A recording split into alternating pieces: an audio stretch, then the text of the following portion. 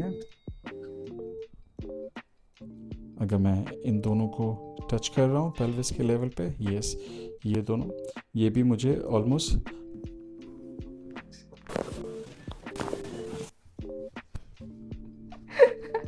Hello दोस्तों, health hacks with G2 में आपका स्वागत है। ये मेरा व्लॉगिंग चैनल है। मैं इसमें इन्फॉर्मेशन दूंगा और दिखाऊंगा कि एक डॉक्टर की लाइफ कैसी हो। तो चैनल को सब्सक्राइब कर लीजिए और बेल आइकन को दबा दीजिए। Hello guys, myself Sania Saifi और and I am a football player. आप जानते हैं मैं 7 साल से फुटबॉल खेल रही हूँ और मेरी 7 साल की फुटबॉल जर्नी में मुझे काफ़ी डिफ़िकल्टीज फेस करने में आई हैं। जैसे हर वर्कआउट या प्रैक्टिस और मैच के बाद कमर और गर्दन का दर्द होना, नी पेन होना। तो मैंने काफ़ी कंसल्ट करा पर कोई जेन्युइन नहीं लगा, तो इसलिए आज मैं आई हूँ एक्टिव प्लस।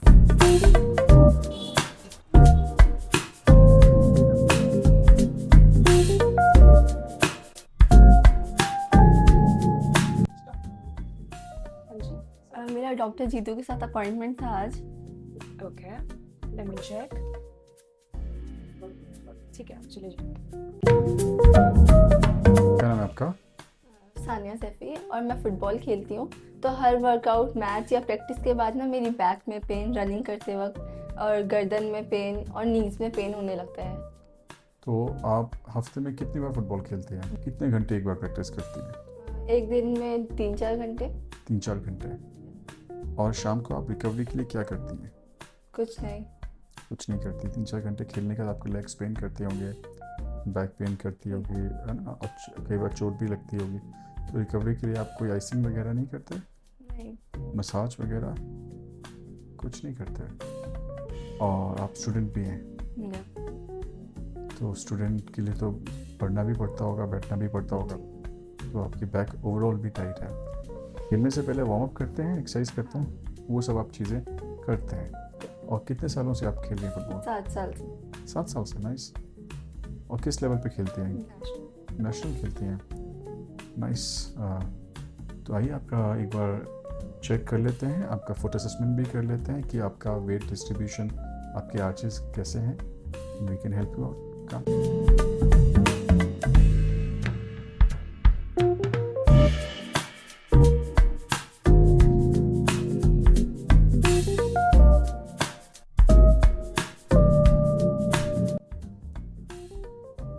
इस पे खड़ा होना।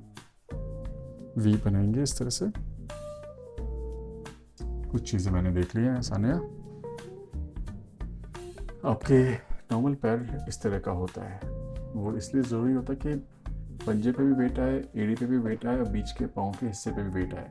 अपना बीच के हिस्से में कोई वेट नहीं आ रहा। ये जेनेटिकली यानी पैदाइशी होता है, माँ बाप से मिलता है, दादा दादी से मिलता है, नाना नानी से। आइए आज इसका मतलब बीच में कोई वेट नहीं आ रहा। तो ये अच्छे एथलीट तो होते ही हैं।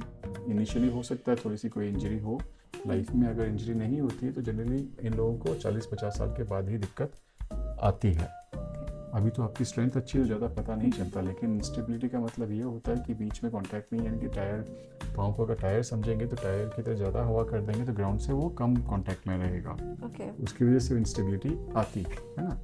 अदरवाइज ज़्यादा दिक्कत नहीं है। और इन लोगों की स्पीड भी अच्छी रहती है। अगर आप हाथी का पाँव देखेंगे तो कुछ ऐसा होता है, ज़्यादा कांटेक्ट होता है, और चीते का पाँव छोटा होता है, इसलिए तेज़ दौड़ पाता है ना। राइट। चलो आप पाँव सीधे रखेंगे, बिल्कुल सीधे पैरेलल, और जीन्स को ऊपर काफ तक कर लेंगे, ऊपर काफ तक।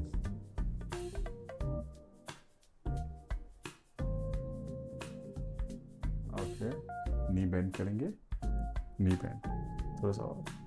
ओके, वापस ऊपर। अब पैरों की उंगलियां उठा लेंगे ऊपर और ऊपर, टर्न कर लेंगे। आ जाइए, छोड़ दीजिए जीन्स। अब दूसरा पार्ट बड़ा इंटरेस्टिंग है, क्योंकि पहले पार्ट तक तो ठीक था, दूसरे पार्ट में मुझे कुछ चेंजेस नज़र आ रहे हैं। एड़ी, एंकल, नी सब एक ही लाइन में होना चाहिए ना, राइट? ऐसा तो नहीं होता कि एड़ी इधर जाएगी, घुटना इधर जाएगा, हिप वहाँ जाएगा, नहीं, सब एक ही लाइन में होना चाहिए। तो आपका देख लेते हैं, ये लेफ्ट पाँव है, ये राइट पाँव है। कहीं और दौड़ रहा है ना लेफ्ट वाला पाँव। राइट वाले पाँव को देखेंगे तो सीधा आ रहा है, क्योंकि लेफ्ट जब टेढ़ा होता है तो वेट ज़्यादा राइट पे डालता है। राइट वाला मोटा हो गया यहाँ से, है ना, ये इतनी लाइन एक्स्ट्रा हड्डी मोटी हो गई है, तो ये ऐसा ही नज़र आएगा ना।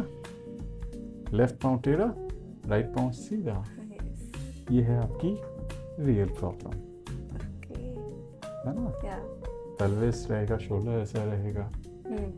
तो इंस्टेबिलिटी ने आपके साथ ऐसा कर दिया। आप 20 साल के हो, 21 साल के हो? 18 ईयर्स के हो।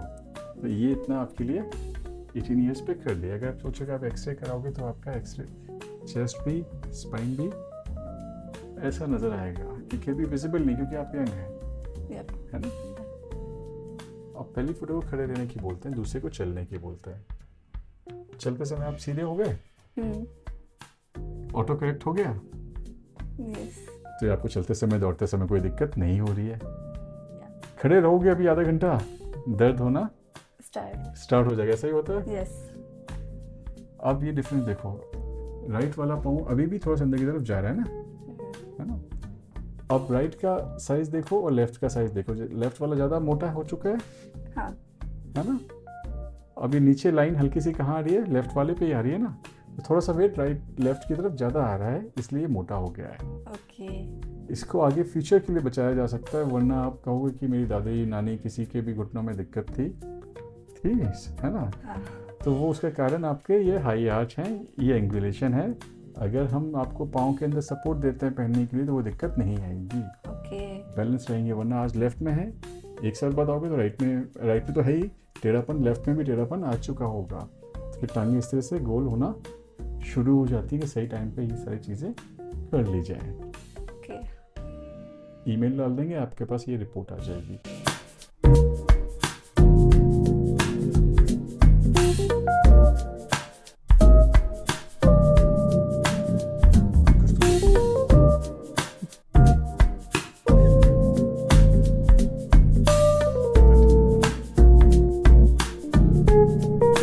है ना, इसके लिए एक इंसोल बनाई जाती है जो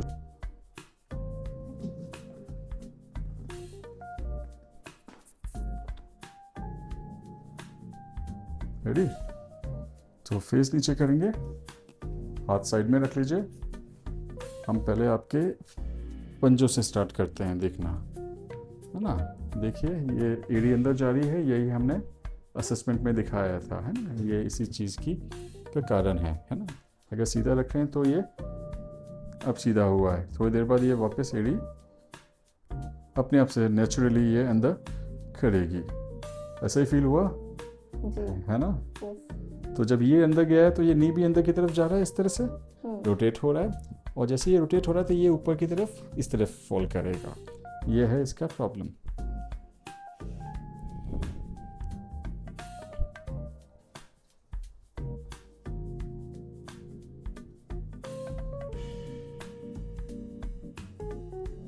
ऐसा जॉइंट में कोई इशू नहीं है।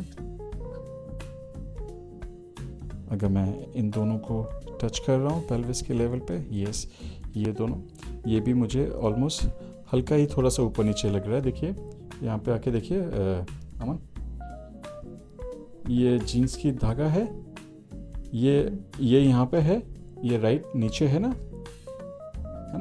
ये डिफरेंस है। इतना डिफरेंस, यानी कि आधा इंच के करीब का डिफरेंस राइट नीचे की तरफ पेल्विस ड्रॉप कर रहा है।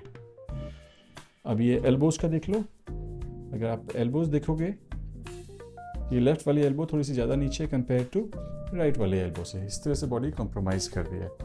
और अगर हम चेस्ट को देखें, ये पूरा खुला हुआ है, ये ज़्यादा स्कैपुला अच्छे से नज़र आ रहा है।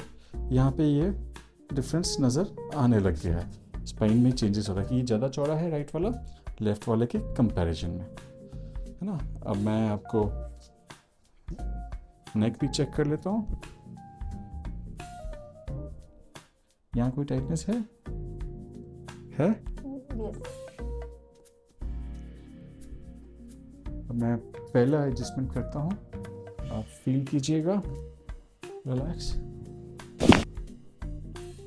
इजी।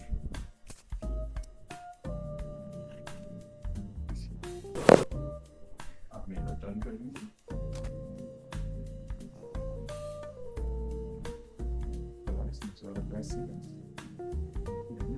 नाइस, अच्छा लग रहा है? Yes. Easy. मैंने यहाँ से पुश किया, यहाँ से भी आवाज आ गया हाथ से। हाँ, इतनी हेल्प है। टर्न करो, इसको मोड़ लो। अब ये टाइट है, ये ज्यादा ऊपर की तरफ है ना, ये फील हो रहा है। इजी, ज्यादा टाइट है, सीधा रखेंगे। तो लोग जैसे किसी की एस्ट्रोलॉजी बताते हैं तो हम उसके बॉडी के साथ क्या होने वाला वो बता सकते हैं। Yeah.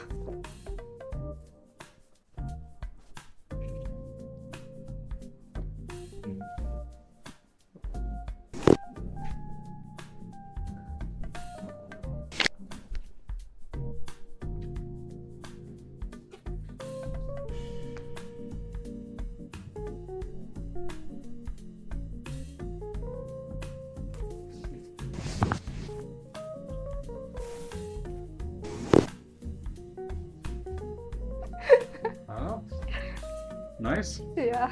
बैठो,